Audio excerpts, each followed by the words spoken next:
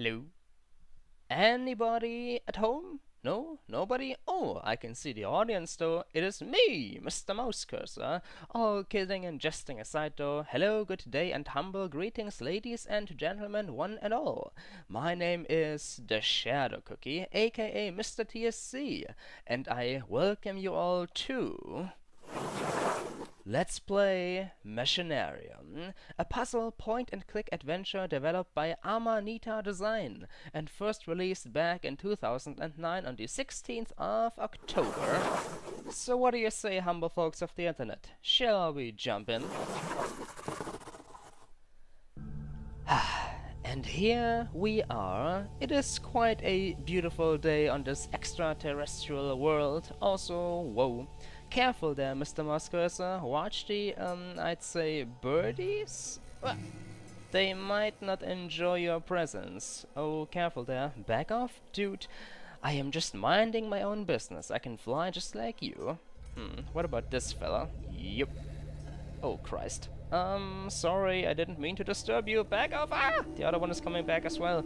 Alright, I'm just going to ignore them for now. Obviously, they are not planning on hurting anybody. Well then. Ladies and gentlemen, it has certainly been quite a while ever since I let's played a video game of this type, /genre, /category, hasn't it? The last one, as far as I can remember, was the original Space Quest 1 for DOSBox, and chances are I will be redoing that old Let's Play as well, eventually, maybe, perhaps in the distant future, but this is of course not the time to change subjects now, is it? No. Today's journey is all about Machinarium. So, here's a little history lesson one and all. Machinarium was developed over a period of about 3 years by 7 Czech developers who financed the project with their own savings, a budget of about $1,000. However, sadly, it would also become one of the most pirated games ever. On August 5th, 2010, Amanita Design announced that according to their estimates, only 5 to 15% of players had actually paid for the game. Can you believe it? Which is obviously quite depressing, for Machinarium received plenty of awards and is without a doubt one of the best point-and-click adventure games I have ever seen. Still though, plenty of copies were eventually sold thanks to sales and etc. I myself am a proud owner of the digital version you can purchase and download on their very webpage. Of course, other sources such as Valve's online platform Steam also offer the game for a very cheap price. The team would eventually move on to make the equally excellent point-and-click adventure Botanicola, which I have played recently. Before that and Machinarium though, they also released other games, however mostly short ones, such games as Samorost 1 and 2, just to name a few. And that is pretty much everything I got for today's history lesson. Well then, with all of that said and out of the way, it is time to finally kick this journey off. Let me answer a few questions first though. Why did I decide to suddenly let's play this? Simple, because Machinarium has both an amazing soundtrack and amazing visuals. Among other reasons of course, but seriously, just take a look at that magnificently hand-drawn city in the background. Indeed, as you can see, the main theme of this game is all about machines, and the graphics represent it perfectly. I can also promise that you will absolutely fall in love with Machinarium's soundtrack, composed by Amanita Design member Thomas Dvorak, and I am terribly sorry if I pronounced that name wrong, seriously.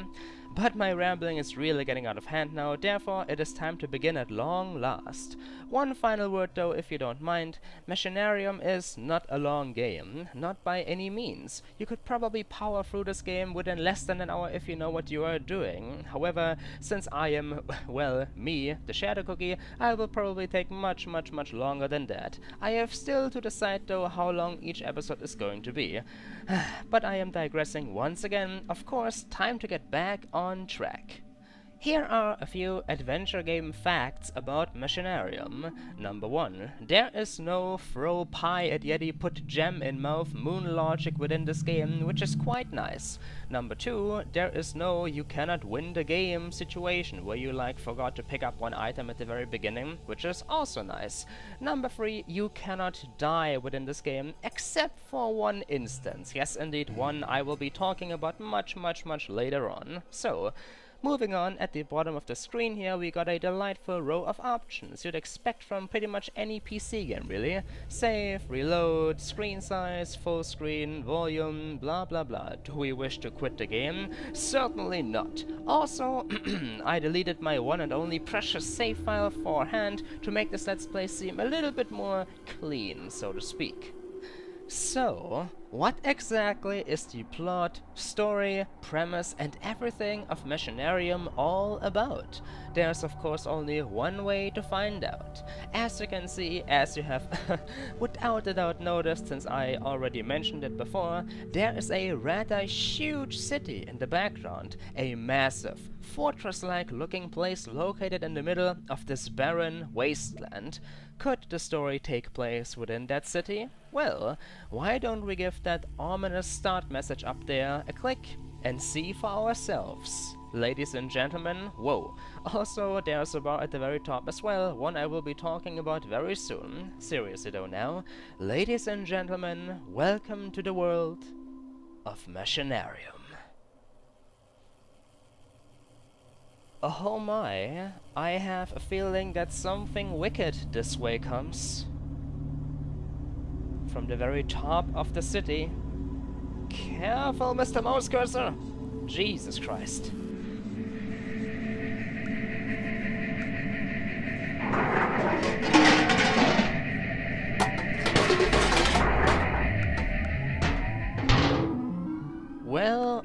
Well, ain't that a way to introduce ourselves to the very world of Machinarium? Ladies and gentlemen, click here. Indeed, a message from God. I will be taking care of that very soon, just like I will be taking care of so many other things. In any case though, welcome to the scrapyard. Wait, what?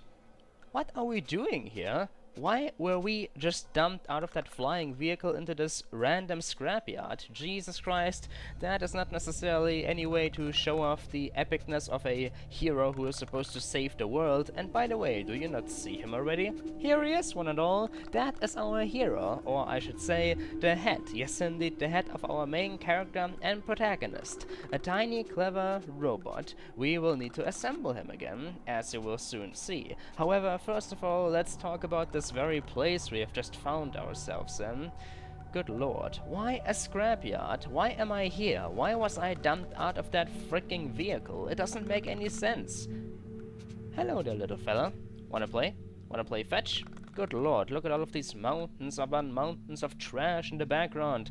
There's even a robot here in the foreground. But I do believe he is no longer alive and kicking. Well, then again, can you even call a machine alive?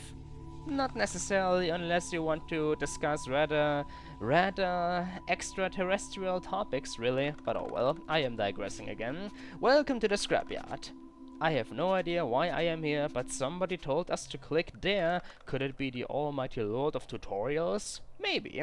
I wonder. Something landed underneath that bathtub at the very beginning. Come on, can we perhaps knock it down? I am curious as to what could be beneath. Perhaps a part of Joseph's body here? And yes, look at him.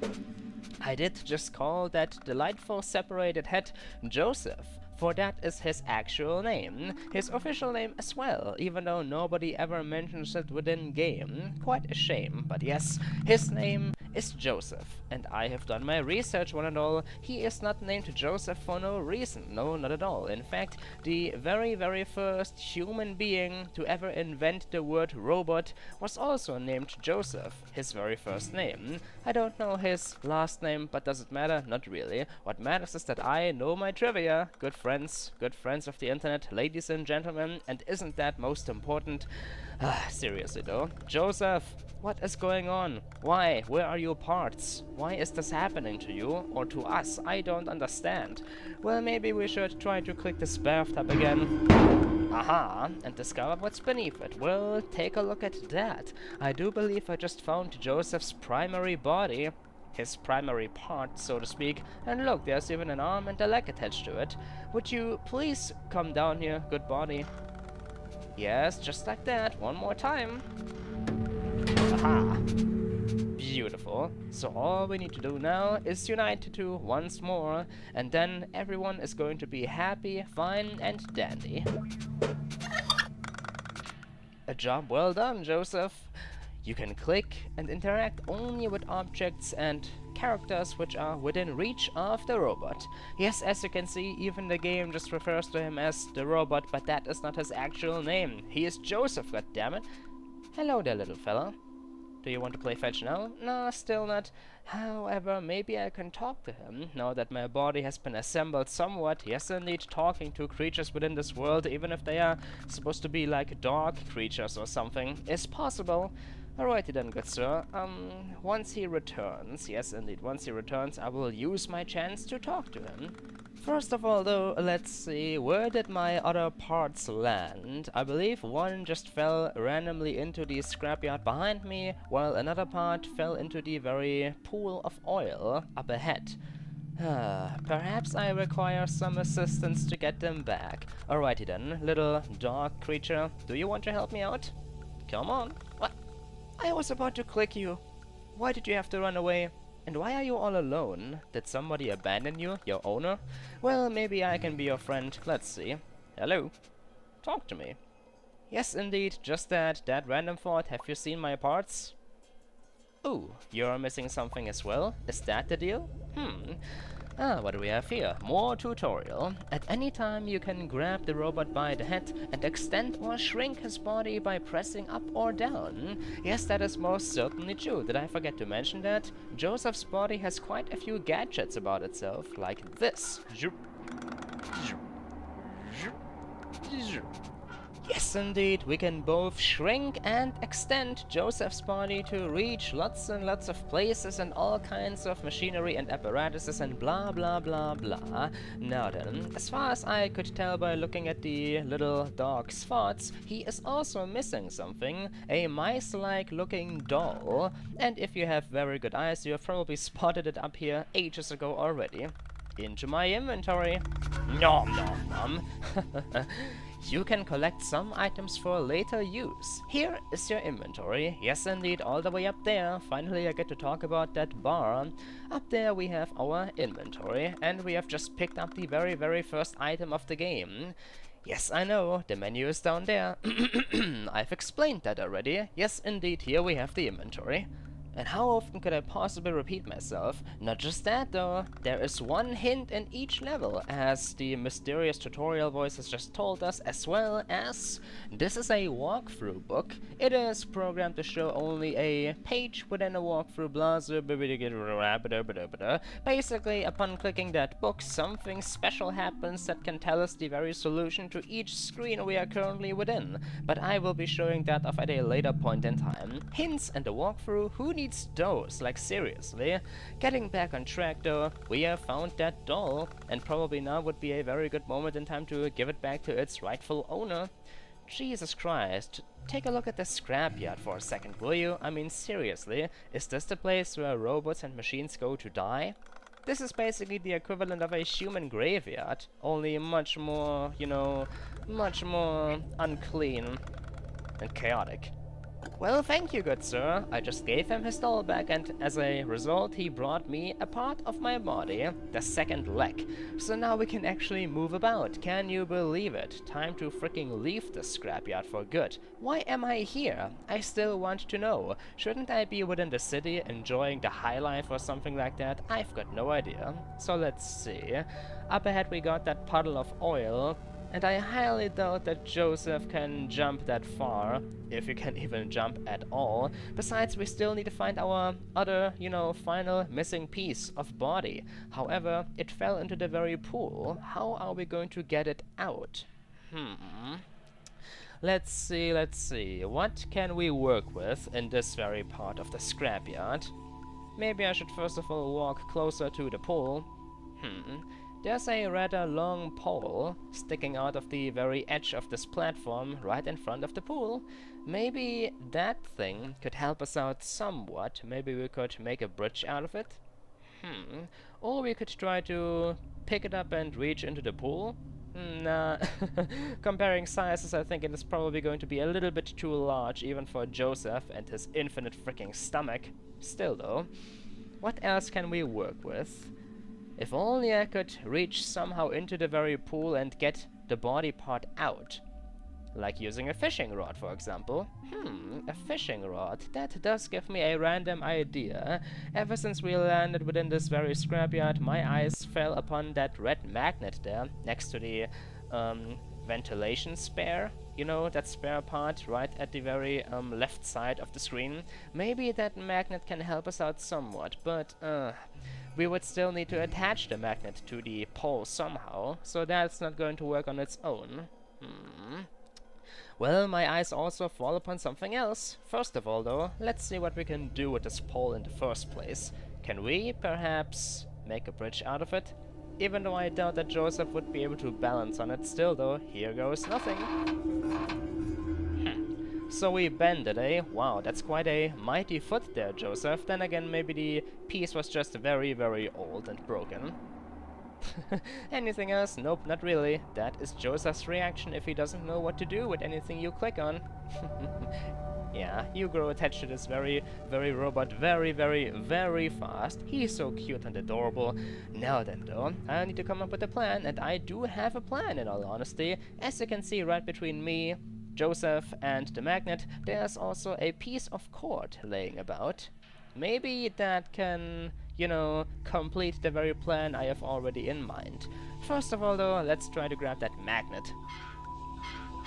Nope. So adorable. Nom nom nom. Item number 2. Last but not least, I will also find a very good use for this piece of cord.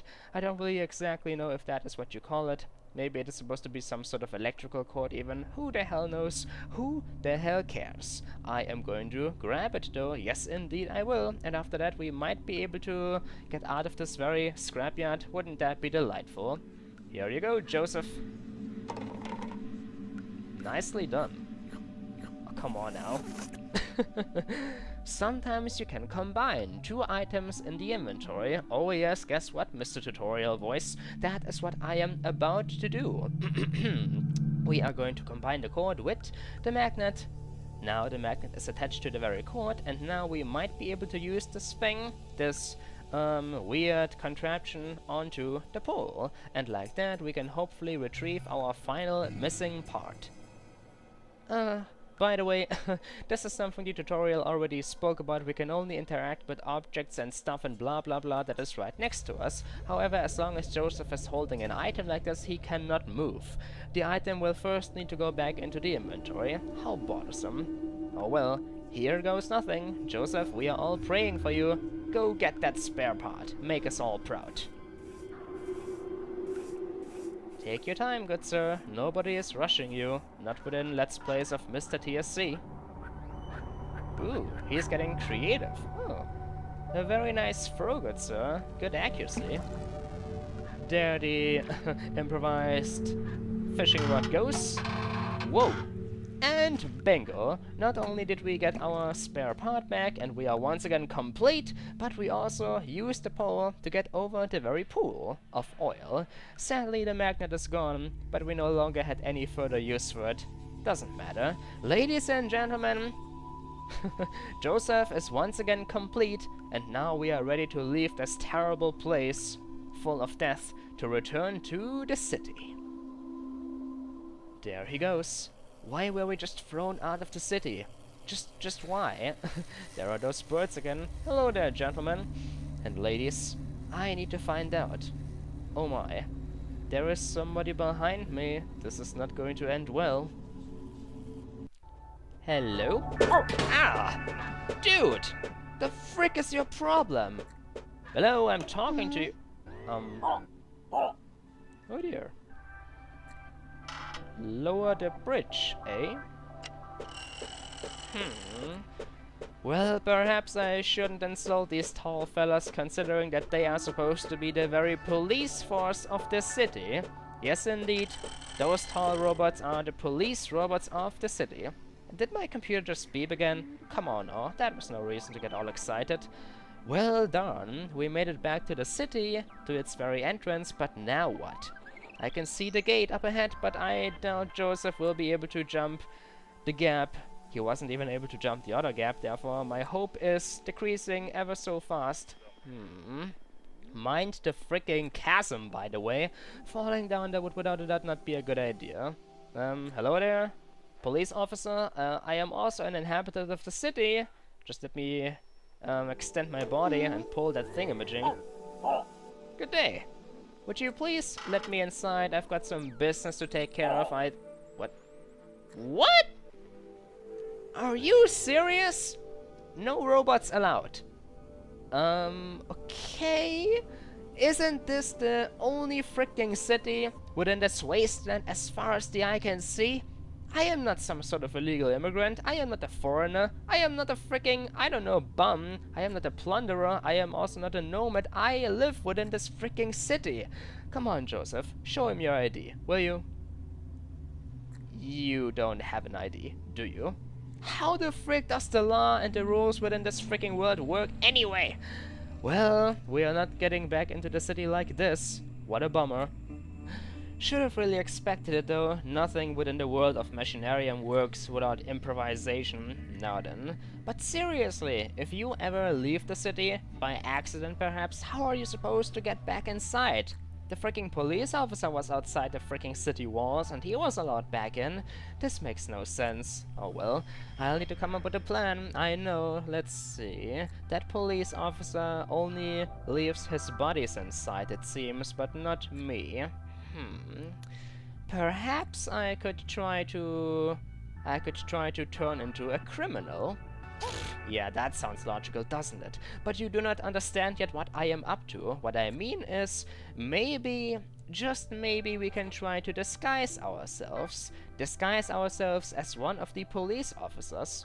Also, there are some actual birds up there. Isn't that delightful? Sure, robot birds, but still, they look more like birds than the other flying creatures we saw before.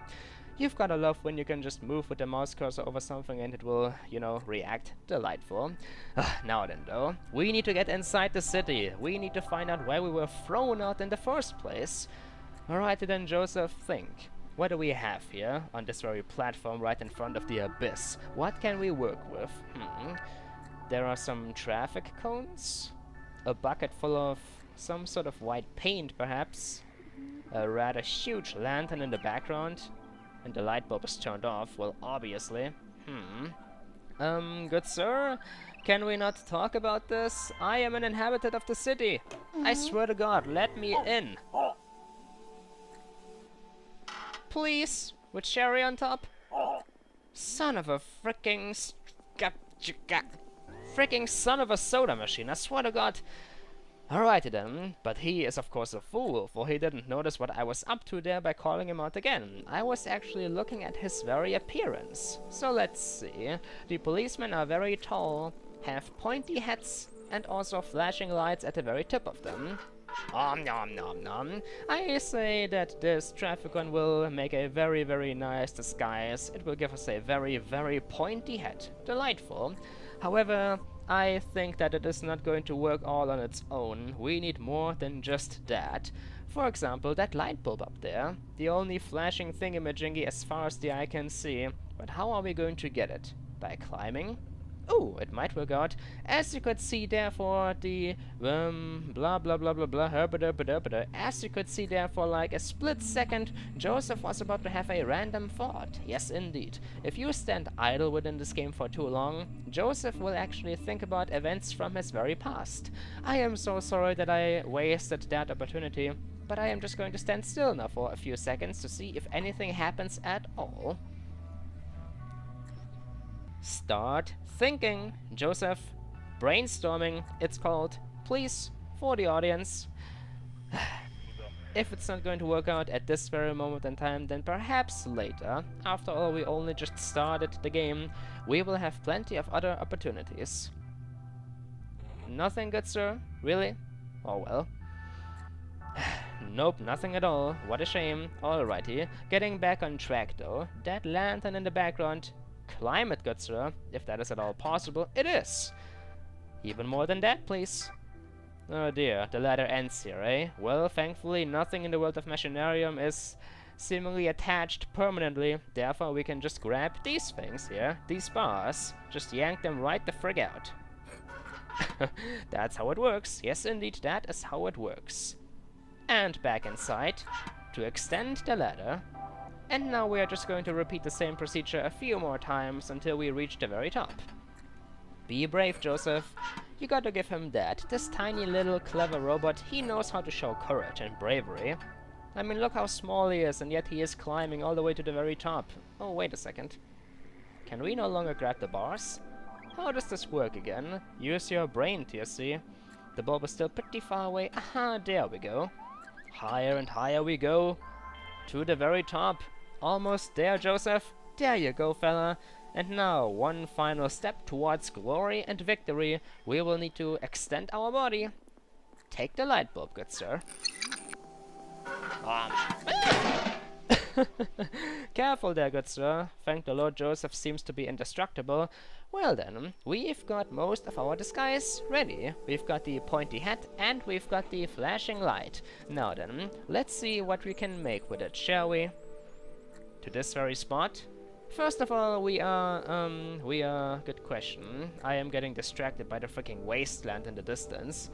Looking at the graphics, it's just so very amazing. Look at all the hand-drawn stuff. It's beautiful. Alright, seriously though. First of all, I'd say we can use the light bulb, for there is a little device in Joseph's very head. Sort of like a plug, really. Or, well, what you plug stuff into. Come on, Joseph. Have an idea. Have an idea indeed.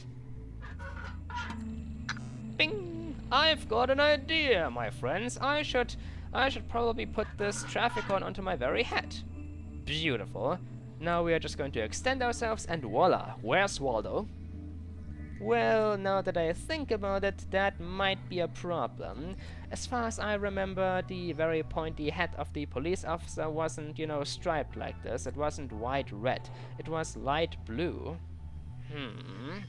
So we may not be able to fool him like this. Let's see. How to improvise even further. First of all, Joseph, take that stuff back off. It will come in handy very soon again, though. Believe me, so don't throw them away. What about this bucket of white paint over here? We may be able to dump our traffic cone inside. It wouldn't take care of the job, but it would be a start. Let's see. Traffic cone. Have a nice bath of whitey whiteness. In you go.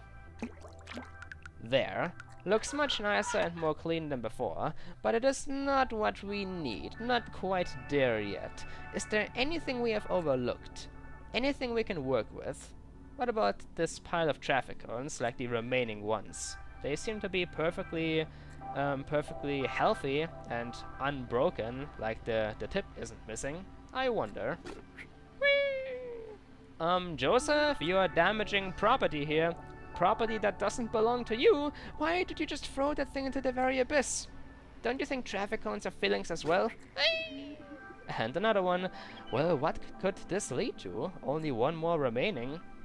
Well, you're a freaking jerk, Mr. Police Officer, so I'm just going to throw your traffic cones into the very abyss and there's nothing you can do about it. Final one. Die. Oh dear. Well, guess what, ladies and gentlemen? A tiny bucket of blue paint was hidden beneath the traffic cones. And we are going to use that bucket now. We are going to dump the paint into the white one to create what we are searching for. Why do you need to dump everything down there? Well, I could hear a thump though, so at least we know that there's some sort of ground and floor within the very abyss. Yup. There we go. And at long, long last, our disguise has been made. We are now in possession of a blue traffic cone and light bulb, and they are going to help us to fool the freaking police officer. Seriously, what kind of city is this? that doesn't allow anyone else within the city walls anymore. I wonder if something is going on within the city, like something that prevents other people from entering it at this very moment in time. Curious. Maybe it isn't the officer's fault. Alrighty then, I could just pull the rope, so to speak, right now to call the police officer out, but perhaps first of all I should mention something else. Do you remember these two lovely symbols, ladies and gentlemen? Having a hint and the walkthrough book. Well, here is what they do. As you can see, clicking the hint gives Joseph a rather insightful thought that he should make himself a disguise. Yes, indeed, clicking the hint will always tell us what about, or not what about, but what exactly we need to do within one screen. This, though, is much more interesting. The walkthrough book, a mechanical device that can be used to exactly tell us step for step what needs to be accomplished within one screen, the screen we are currently in. Before we can use this book, though, we will first need to unlock it.